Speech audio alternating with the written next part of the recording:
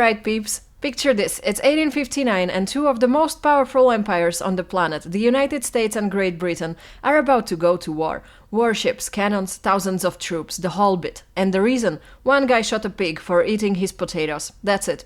That's the entire thing. Welcome to the Pig War, the single stupidest military standoff in human history and honestly a personal inspiration.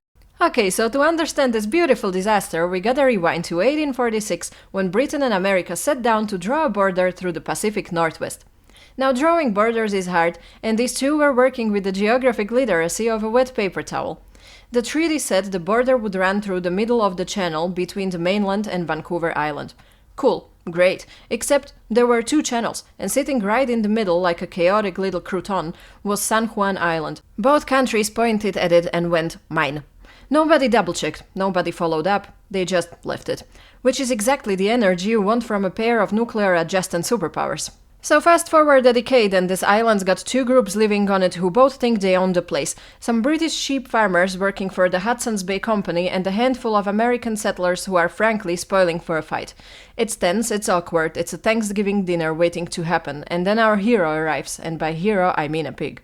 June 15, 1859, American farmer Lyman Cutler walks outside and finds a big black pig eating his potatoes. And here's the thing, this was not the first time. This pig had a rap sheet. It belonged to an Irishman named Charles Griffin, who let his pigs roam free like little four-legged anarchists. And Cutler, a man clearly operating on his very last nerve, decided today was the day. He grabs his rifle and he blasts that pig straight into the history books. Rest in peace to a real one.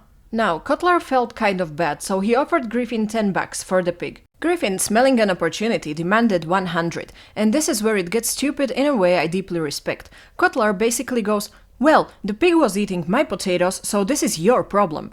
And Griffin hits him with the old-timer. It's up to you to keep your potatoes out of my pig. Which is genuinely one of the greatest sentences ever assembled by a human mouth. Neither of them backs down over a pig that is already totally dead. And this is the part where two reasonable adults could have split the difference and moved on with their lives. Instead, international incident. Griffin runs to the British authorities who go, we'll arrest this guy. The American settlers panic and call in the US military. And the military, bless them, sends the last chillman available, Captain George Pickett. Yeah, that Pickett. Future Confederate general, future star of a doomed suicide charge of Gettysburg, current guy whose only personality setting is make it worse. Pickett rolls up with 66 soldiers, plant a flag, declares the island American and announces he'll turn it into a Bunker Hill over the pig. This man is prepared to die on this island for the pig. The British, understandably, are like, what is wrong with you, and send the warship. And another, then a third. And now we are off to the races. Over the next few weeks, both sides just keep adding guys. Escalation with zero breaks and no adult supervision. By the peak of this nonsense, the Americans have around 460 men and 14 cannons dug in, and the British have 3 warships, roughly 70 guns, and over 2,000 troops parked offshore. Let me repeat that, 2,000 soldiers, 70 cannons for a pig-based real estate dispute. And here's the twist that saves everybody. Nobody fires, not one shot, because both governments, way back in Washington and London, sent down the exact same panicked order. Do not shoot first, you absolute lunatics. The British commander on the scene, Admiral Robert Baines, gets handed a golden opportunity to blow the Americans off the island, and he just refuses. He says, and I'm barely paraphrasing, that he will not drag two great nations into a war over a squabble about the pig. Admiral Baines, the only functioning adult in this entire story. Somebody please build this man a statue. So instead of a battle, what you get is the world's tensest staring contest.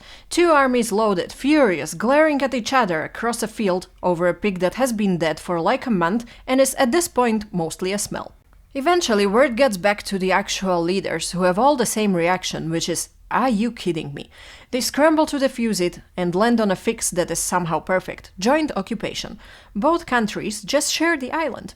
They set up 2 camps, English camp on one end, American camp on the other, and cohabitate until somebody figures out the border. And plot twist, the soldiers become best friends. There's no war, there's nothing to do, so they start visiting each other, throwing parties, holding athletic competitions, and getting absolutely hammered together. For the next 12 years, the deadliest thing on San Juan Island is a hangover. Yeah, 12 years. This drags on for over a decade. Finally, in 1872, everybody agrees to let a neutral third party settle the border, and that third party is for some reason Kaiser Wilhelm I of Germany. They hand the German emperor a map of some islands he has zero connection to, and go, you pick. He points at the channel that gives San Juan to the Americans, the British pack up and go home, and the pig war is officially finally over. Final scoreboard, 13 years, 2 global superpowers. Thousands of troops, dozens of cannons, an entire fleet of warship. Human casualties, 0. Pig casualties, 1. The pig war remains the single strongest argument in recorded history for just paying the $10, man, just pay it. Anyways, if you liked this one, go watch the Emu War, because it turns out humanity genuinely cannot be trusted around animals. New weird history, whenever I feel like it. Subscribe and I'll see you the next time.